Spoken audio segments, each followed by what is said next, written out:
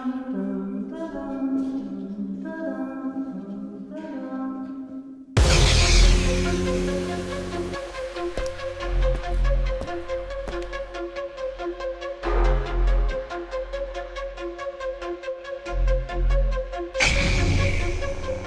usłyszysz jaki, jaka, jakie, przymiotnik odpowie na pytania takie.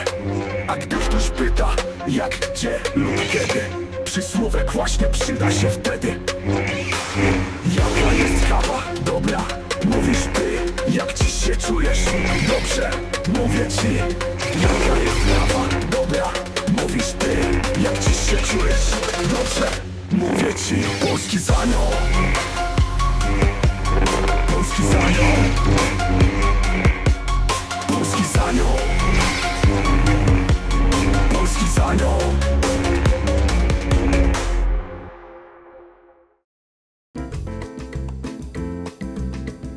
Cześć, mam na imię Michał i jestem nauczycielem polskiego na Uniwersytecie Federalnym stanu Paraná w Brazylii, a wysłała mnie tutaj Narodowa Agencja Wymiany Akademickiej NAWA. A to jest mój uczeń. Cześć, mam na imię João, jestem Brazylijczykiem i uczę się polskiego od 7 lat. A w liceum mieszkam przez lat w Warszawie, a teraz studiuję polonistykę w Curitiba na południu Brazylii. Dzisiaj Ania opowie Wam o tworzeniu przysłówków od przymiotników I o tym, kiedy się używa każdej z tych form. Zapraszamy!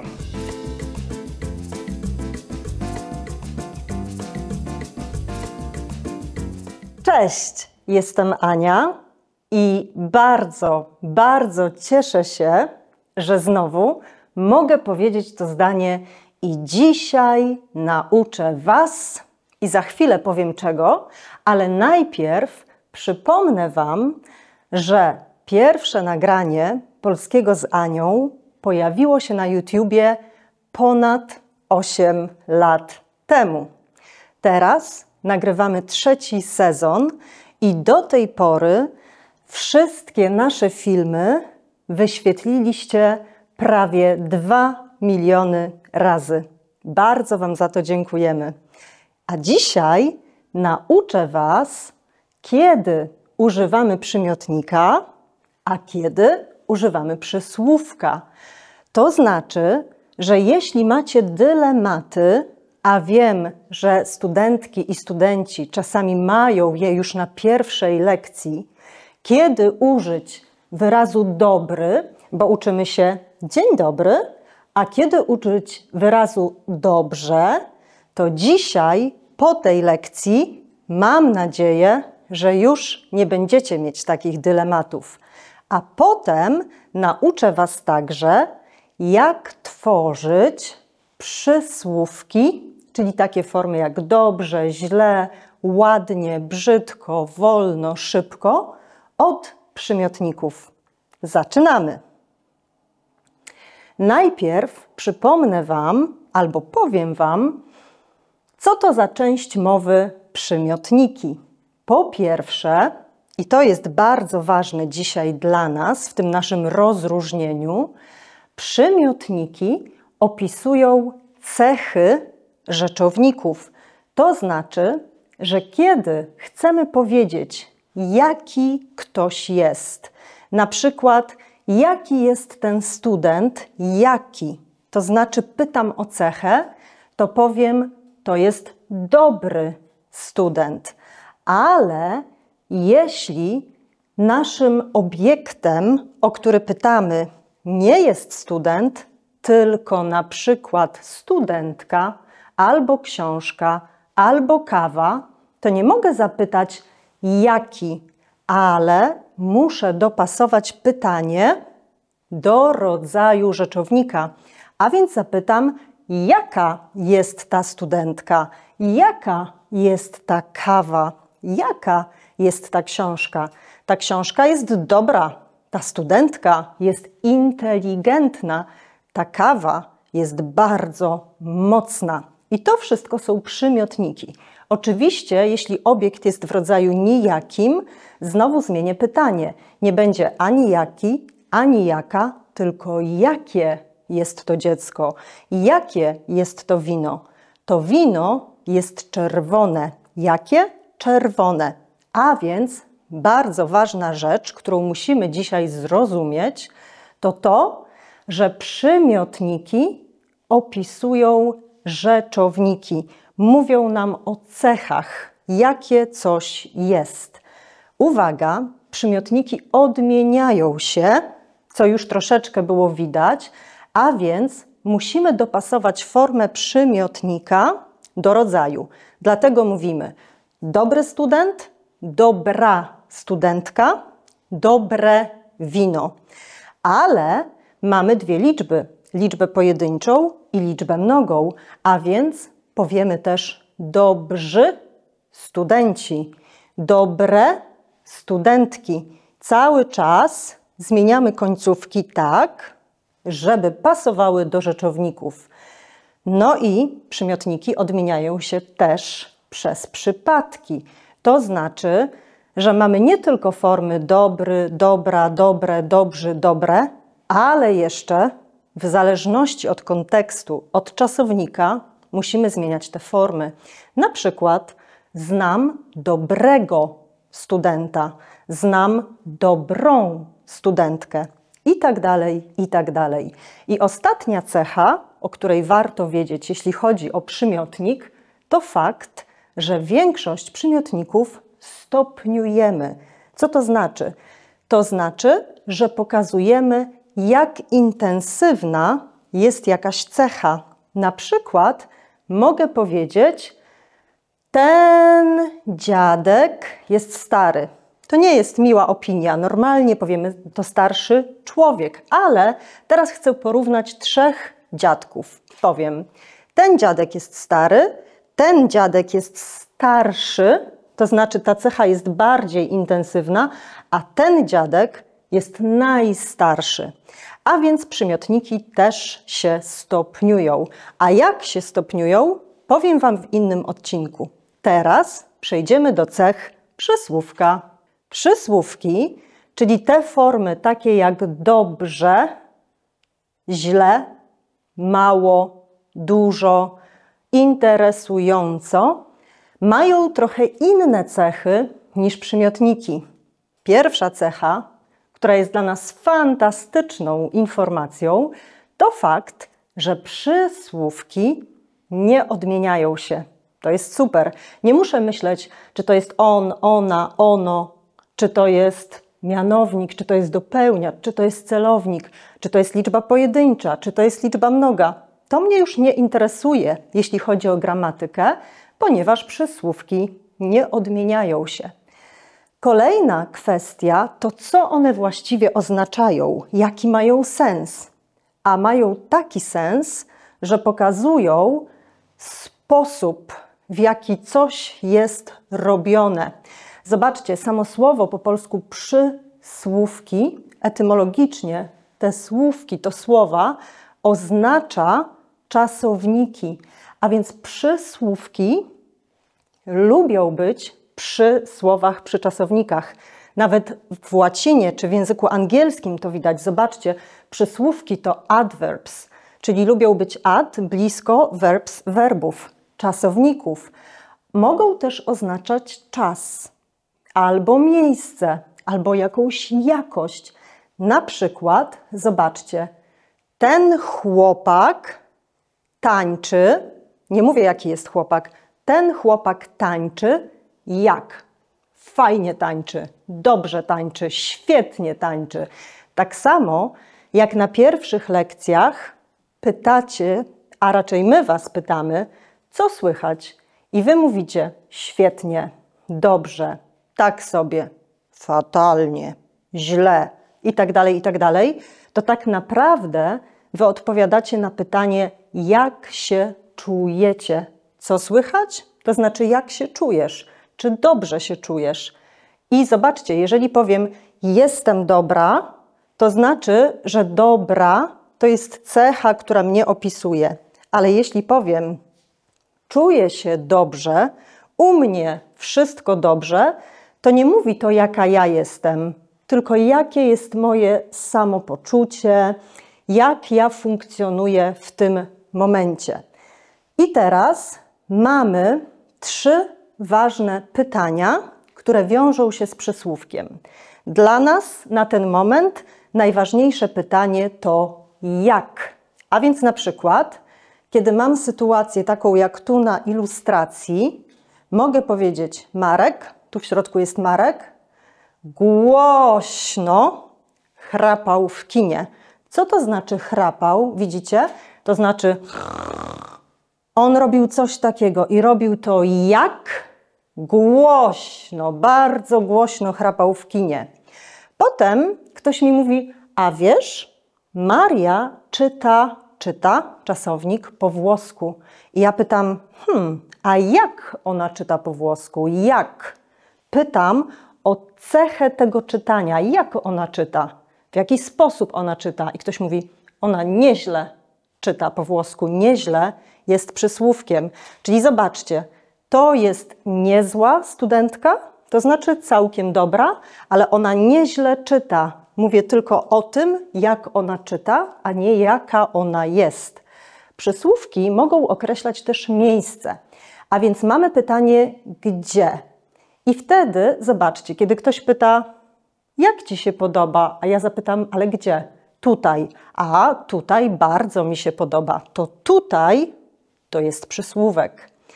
Zawsze daję Wam w prezentacji więcej przykładów, więc proszę, czasami zatrzymajcie prezentację i przeanalizujcie też inne przykłady, żebyście mieli czas naprawdę zrozumieć tę kwestię, a my będziemy kontynuować. Jest jeszcze jedno pytanie przysłówka, które określa czas. A więc na przykład powiem tak: bo jestem trochę zła na kogoś, bo ktoś nie zachowuje się tak, jakbym chciała, więc powiem: słuchaj, dzisiaj, kiedy? Dzisiaj jeszcze Cię kocham, ale jutro, kiedy? Jutro już Cię nie będę kochać. No i tak jak mówię, zobaczcie resztę przykładów, a my zobaczymy, jak wygląda zestawienie przymiotnika i przysłówka. Mamy tutaj znowu kilka przykładów, skoncentrujemy się na 2. Pierwszy przykład. To jest dobra studentka. Przykład, który już był, ale ta studentka uczy się jak? Dobrze. A więc mamy rzeczownik studentka i cechę tego rzeczownika dobra. A tutaj mamy czasownik uczy się i cecha tego czasownika jak się uczy? Dobrze. Zobaczmy dalej. Nie lubię głośnej muzyki. Czyli słyszę, że jest bardzo, bardzo, bardzo głośno i ja mówię: ach, nie lubię głośnej muzyki. To znaczy, że ja mówię, jaka jest cecha tej muzyki. Ta muzyka jest głośna. Natomiast w przysłówku powstałym od przymiotnika głośny, czyli w przysłówku głośno, skoncentrujemy się na czasowniku. A więc powiem: on, tutaj ona, śpiewa jak? Głośno. Czyli znowu nie opisujemy tej osoby, tak jak tu opisywaliśmy muzykę, tylko opisujemy sposób, metodę, w jaki sposób ta kobieta śpiewa. Jak śpiewa? Głośno. I teraz przejdziemy do tego, jak tworzyć przysłówki od przymiotników. I tu mamy taki mały problem, ponieważ różni językoznawcy i różne językoznawczynie próbują ten problem opisać, ale jest to kwestia dosyć nieregularna. Dlatego też ja pokażę Wam dzisiaj te reguły, ale proszę, nie czujcie się jacy, przymiotnik sfrustrowani, tylko skoncentrujmy się najpierw na teorii, ale potem pokażę Wam pewne specjalne sposoby, jak sobie ułatwić, jeśli chodzi o te reguły. A więc teoria mówi tak, i to jest dla nas najważniejsze na ten moment i to się nie zmienia. Przysłówek w stopniu równym, bo przysłówek możemy gradualizować, powiem o tym w innym odcinku, ma końcówkę albo o, szybki jak, szybko jadę, albo e, na przykład ładny, on wygląda jak ładnie. Czyli to jest pewne, albo końcówka o, albo końcówka e. Większość przysłówków tworzymy od przymiotników. To jest druga pewna kwestia i dzisiaj o tym też powiem Wam. Dlatego, że reguły nie są takie w 100% działające, to znaczy, że czasami bardziej można mówić o tendencjach niż o regułach, to przysłówki często jest łatwiej zapamiętać jako nowe słowa. Po prostu nie tworzyć ich od przymiotników, tylko zapamiętać jako nowe słowa. Niemniej pokażę Wam, jak działa teoria. Po pierwsze, końcówkę o mają te przysłówki, które utworzymy od przymiotników zakończonych na spółgłoski miękkie. Te wszystkie ni, si, ci, dzi słyszymy, one są miękkie. I zobaczcie, tani, wiemy, że tani to jest miękkie, a więc przysłówek od tego to tanio. Jest więcej przykładów, ale przechodzimy dalej. Kolejna grupa to taka, kiedy przymiotnik kończy się na spółgłoskę historycznie miękką, czyli taką, która kiedyś była miękka, a teraz już nie jest miękka, już jest twarda, bo ona stwardniała. Na przykład ży, czy, szy, dzy, dży i tak dalej. I zobaczcie, to jest świeży chleb, ale ktoś wygląda dzisiaj świeżo. A więc znowu, tu jest stwardniała spółgłoska, dodajemy o po odcięciu końcówki przymiotnika. Kolejna grupa to 7 liter i teraz oczywiście trudno jest pamiętać, 7 liter i tutaj miękkie, tutaj twarde, więc mamy takie zdanie. Chudy piesek biega. Chudy piesek biega. Konsonanty, które mamy w tym zdaniu H, D, P, S, K, B i G to są te konsonanty, na które jeśli się kończy przymiotnik plus jego końcówka, to dodamy do nich o. Zobaczcie, mamy chudy, więc H. Cichy, cicho. Chudy, dy, litera. Młody, młodo. Piesek, P. Skąpy, skąpo. Piesek, bosy, boso. I tak dalej. Macie tu wypisane wszystkie przykłady z tymi literami, w których końcówka przymiotnika jest po prostu zamieniona w literę o i dzięki temu powstaje przysłówek. I w tej grupie mamy jeszcze bardzo dużą grupę przymiotników, które kończą się na owy. Na przykład surowy i jem potrawę, która nazywa się tatar i tę potrawę je się na surowo. Czyli tutaj też mamy końcówkę o. I dalej mamy imię-słowy, które pełnią funkcję przymiotnika, zakończone na oncy, na przykład interesujący i to brzmi jak interesująco. A więc tutaj macie teoretyczne, nawet nie reguły, tendencje, które mówią o tym, kiedy do przymiotnika dodamy o, oczywiście usuwamy końcówkę przymiotnika, dodajemy o i w ten sposób powstaje przysłówek. Ale my już wiemy, że przysłówki mają albo o, albo e. Dlatego też skoncentrujemy się teraz na e. Po pierwsze, tę końcówkę dostaną przysłówki utworzone od przymiotników zakończonych na te 4 końcówki n, ły, wy, ty. I napisałam, ale uwaga, jest bardzo dużo wyjątków, które Wam za chwilę pokażę. No i jeszcze mamy dodatkowe alternacje.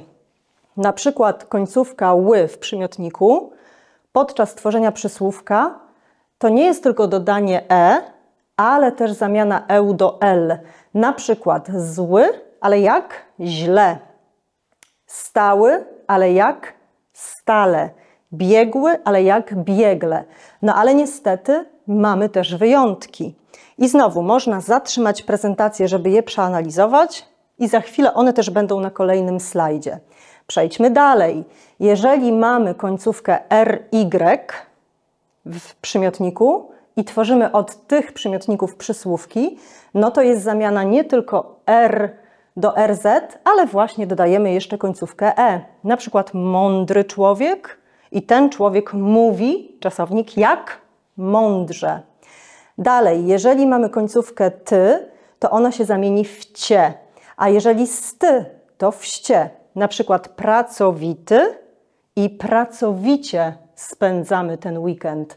Albo mglisty i ktoś coś tłumaczy mgliście, to znaczy niejasno, no ale znowu mamy wyjątki, za chwilę o nich powiemy.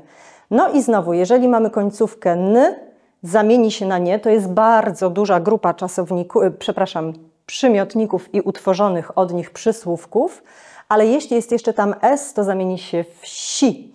Na przykład ktoś jest zazdrosny, albo ktoś patrzy zazdrośnie na kogoś innego. Ktoś jest radosny, ktoś śmieje się radośnie. No ale tu także mamy wyjątki.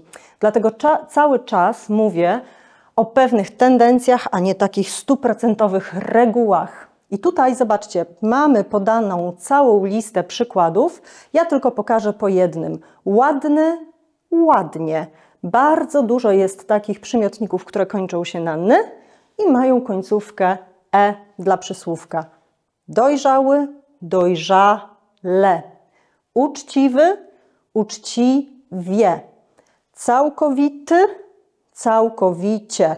Czyli zobaczcie, te wymienione tutaj 4 końcówki mamy tu pokazane na przykładach. Proszę, zatrzymajcie nagranie i przeanalizujcie wszystkie formy.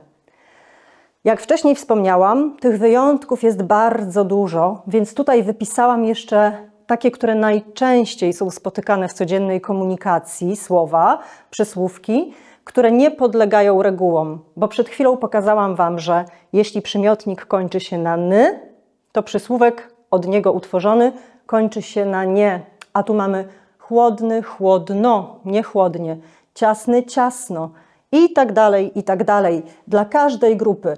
Na przykład mamy mały, ale mało. Nie tak jak było biegły, biegle. Mamy bogaty, ale bogato. Tak jak było pracowity, pracowicie, a tu nie ma transformacji, po prostu dodajemy o. No i te na r było mądry, mądrze, a tu mamy stary, staro. Szary, szaro, przykry, przykro mi. A więc to nie w 100% funkcjonuje tak, jak mówi reguła.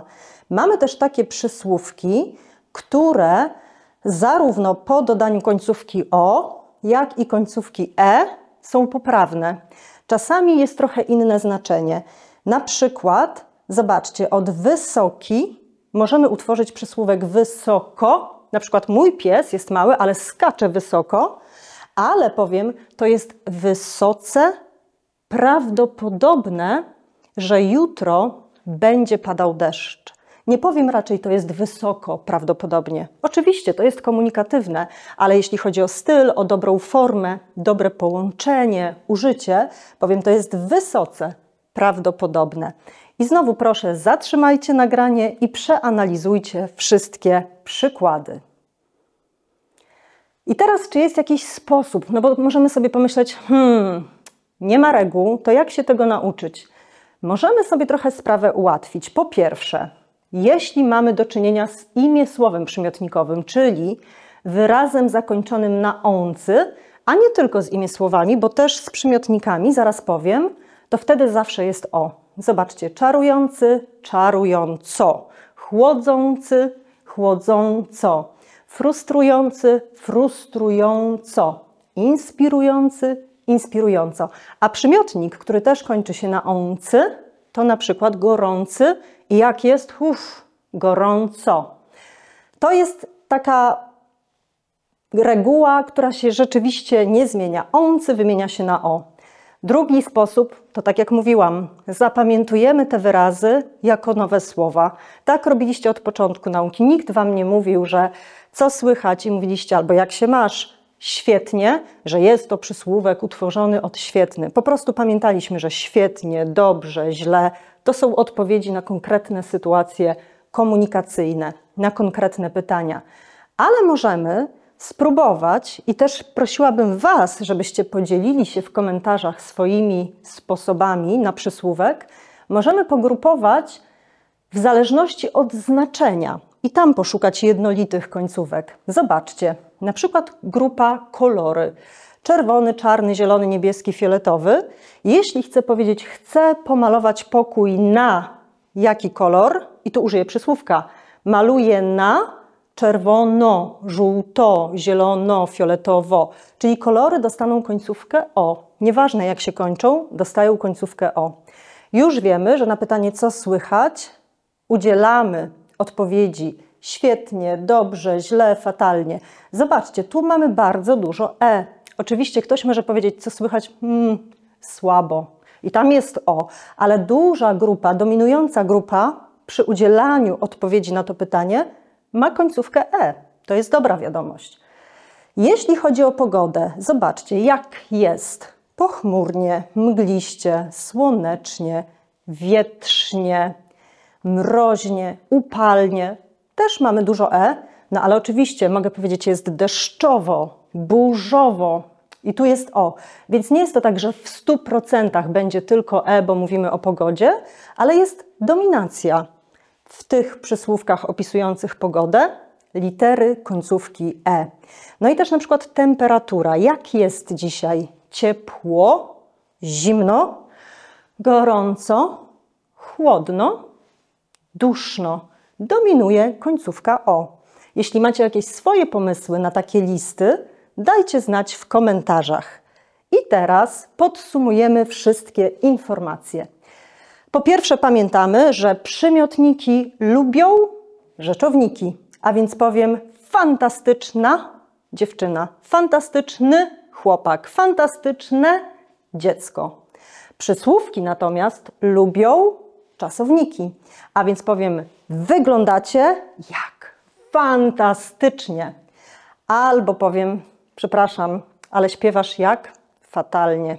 Lepiej nie śpiewaj, głośno, jak głośno. A więc zobaczcie, mamy tutaj jeszcze taki przykład, gdzie mamy i przymiotnik, i przysłówek. Mam bardzo dobrą książkę kucharską. Jaką książkę? Bardzo dobrą i jeszcze kucharską. Dobrą kucharską to przymiotniki.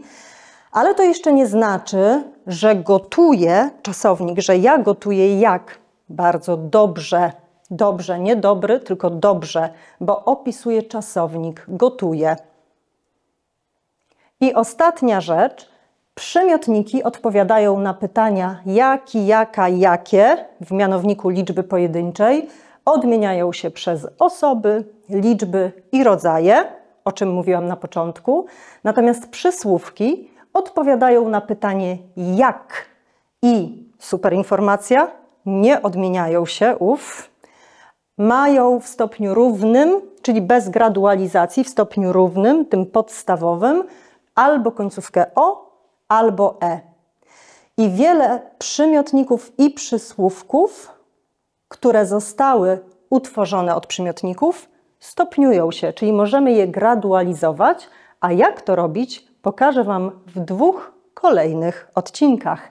A teraz zobaczycie, jak formy przymiotników i przysłówków działają w praktyce. Zapraszamy!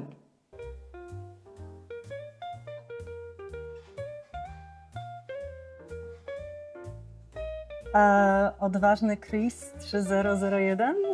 No tak, to ja. Słodka Mary 69. Jaki zabawny. Staram się. Ale wiesz co? Muszę Ci powiedzieć, że wyglądasz świetnie. Naprawdę. Dziękuję. Cieszę się. Nie zawsze to jest takie oczywiste. Tak? No wiesz, ludzie różne dają zdjęcia na apki, a różnie jest w rzeczywistości. Okej. Ale muszę powiedzieć, że Ty też wyglądasz bardzo dobrze. Super. I dużo lepiej niż na zdjęciach. No to taki trochę test, wiesz, żeby się koncentrować na charakterze, a nie na wyglądzie. No, już brzmi ciekawie. Ja już jestem zaintrygowany. Dobrze, ale wiesz co, ja generalnie jestem bardzo zajęta, więc zapytam Cię tak, no konkretnie, nie? Powiedz mi, jaki jesteś? Po prostu, co Ci przychodzi do głowy, cechy takie Twoje? Tak od razu, tak szybko? Tak, bo szkoda czasu, wiesz, jestem zapracowana. No ja lubię konkretne osoby. Super. Ale powiem Ci, że ja jestem spokojny. poukładany, delikatny, romantyczny. Wow, No tak, to na tyle wystarczy na początek. brzmi bardzo ciekawie. A, dziękuję. A jaka ty jesteś? Konkretna, zauważyłeś. tak. Generalnie bardzo racjonalna Mhm. i też empatyczna. Okej. I to, co myślę, nie zawsze lubią mężczyźni, to bardzo, bardzo ambitna. A dlaczego uważasz, że tego mężczyźni nie lubią? Ja lubię ambitne kobiety, tak. No zobacz, a dlaczego? Bo mam taką cechę, że lubię być inspirowany. I dla mnie ambitne osoby to są takie, które dużo robią, dużo się w ich życiu dzieje i mają wysoko postawioną poprzeczkę wymagań wobec siebie, no też trochę wobec innych. O tak. Tak, okej, może sprostam, ale jest to bardzo dla mnie pociągające, jak ktoś jest ambitny. Super. No dobrze, to teraz zadam Ci trudne pytanie, Proszę bardzo. także skoncentruj się. Co ostatnio Aha. zrobiłeś w życiu po raz pierwszy? Mhm. To nie jest żadna psychoanaliza, Aha, okej. ale to mówi o Tobie, wiesz. Po raz pierwszy ugotowałem polski żurek na polskich warzywach. Taki klasyk, klasyczny. A lubisz gotować? Lubię, Tak? lubię, tak. A jak gotujesz? Ja lubię, jak jest spokojnie, cicho, kiedy mam czas na gotowanie i jestem tylko na tej czynności skupiony. Okej. Tak. Czyli gotujesz tak, w taki sposób, Aha. jakim człowiekiem jesteś trochę, bo mówisz, że jesteś spokojny, gotujesz spokojnie. Aha. Myślę, że te czynności, które wykonujemy i te nasze zainteresowania odzwierciedlają to, jacy jesteśmy. To prawda. Okej, a ty co lubisz robić? Wiesz co, ostatnio często to robię i naprawdę lubię malować. O, Ale wiesz, nie ściany, chociaż też miałam remont i musiałam pomalować jedną ścianę. Chciałam pomalować jedną ścianę sama, ale obrazy. Lubię malować obrazy. okej, a jak malujesz? Jeśli chodzi o technikę, to używam farb akrylowych. Kiedyś malowałam farbami olejnymi, ale to jest dużo więcej czasu, pracy, bo musisz mieć specjalne materiały, terpentynę, olej. To zabiera czas i generalnie jest dosyć brudno, kiedy malujesz olejnie, szczególnie jak nie jesteś profesjonalistą. Ja nie jestem profesjonalistką. A akrylami jest tak czysto, dobrze, po prostu na moje potrzeby idealnie. Brzmi bardzo interesująco. To musi być bardzo ciekawe, ale zawsze chciałem zadać to pytanie osobom, które mają taką duszę artystyczną, nawet jeżeli nie robią tego zawodowo. Jak się czujesz malując? Wiesz co, kiedy wstaję wcześnie rano, czego nie lubię robić, ale jeśli chodzi o malowanie, to tak. Wstaję wcześnie rano, robię sobie kubek pysznej, aromatycznej kawy, włączam ulubioną muzykę i obok jest mój słodki, wow, rozpływasz się. No, robi to na mnie wrażenie, naprawdę. Obok jest mój słodki, kochany piesek i zaczynam malować to, no dzieje się magia. I czuję się taka spokojna, zrelaksowana. Jest mi tak, no po prostu dobrze, wiesz? Mary, to brzmi tak magicznie. Naprawdę czuję się tak cudownie przy tobie, taki spokojny. No, jest bardzo miło. Czy jesteśmy idealnie dopasowani? Wszystko by na to wskazywało. To wiesz co? Tak. Może coś byś mi ugotował? Bardzo chętnie. Bardzo chętnie. U ciebie? No u mnie nie do końca, wiesz co, bo nie wiem, co powie na to moja żona. O! To może u ciebie? No, mój mąż też chyba nie będzie zadowolony. Masz męża? Nie czytałeś opisu? No nie. Polski ano.